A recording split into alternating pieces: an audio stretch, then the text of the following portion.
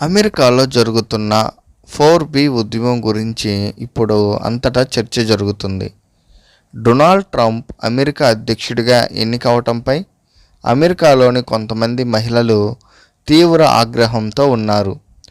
అలాంటి వాళ్ళే ఇప్పుడు 4B ఉద్యమం చేస్తున్నారు. ప్లకార్డులు పట్టుకొని నిరసనలు తెలుపుతున్నారు. అధ్యక్ష ఎన్నికల్లో ట్రంప్ గెలుపునకు కారకులైన పురుషులపై 4B ఉద్యమంతో ప్రతీకారం తీర్చుకుంటామని బహిరంగ వార్నింగ్ ఇస్తున్నారు. వాస్తవానికి ఈ వినూత్న ఉద్యమం దక్షిణ కొరియాలో మొదలైంది. ఇంతకీ దక్షిణ కొరియా మహిళలు 4B ఉద్యమం ఎందుకు మొదలుపెట్టారు, ఈ ఉద్యమంతో వాళ్ళు ఏం సాధించుకోవాలని భావిస్తున్నారు అనేది ఇప్పుడు మనం పూర్తిగా తెలుసుకుందాం. ఇక విషయంలోకి వెళ్తే, దక్షిణ కొరియా దేశ జనాభా 5,17,00,000 మంది. ఇందులో పురుషుల సంఖ్య 2,58,00,000 మంది. ఇక మహిళల సంఖ్య 2,58,00,000 మంది ఉన్నారు. దక్షిణ కొరియా భాషలో బి అంటే నో అని అర్థం.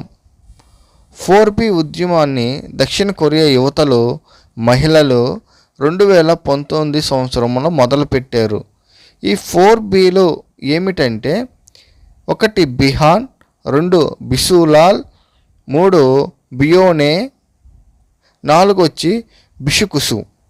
అసలు వీటికి అర్థం ఏమిటంటే, బిహాన్ అంటే పెళ్లి చేసుకోం, బిసులాన్ అంటే పిల్లల్ని కనం, బియానో అంటే నో డేటింగ్, బిసుకుసు అంటే శారీరక సంబంధానికి నో అని అర్థం.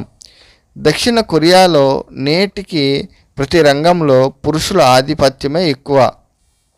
దక్షిణ కొరియాలో పురుష ఉద్యోగులతో పోలిస్తే మహిళా ఉద్యోగులకు 31% తక్కువ శాలరీలు ఇస్తుంటారు.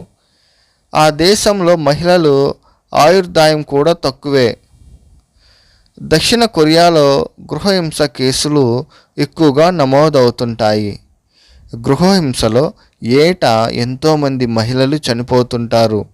ఈ విధమైన పురుషాధిక్యతపై సౌత్ కొరియా మహిళా లోకం 2019లో తిరగబడింది. 4B ఉద్యమంతో పురుషులపై ప్రతీకారం తీర్చుకుంటామని ప్రతిమను బూనింది.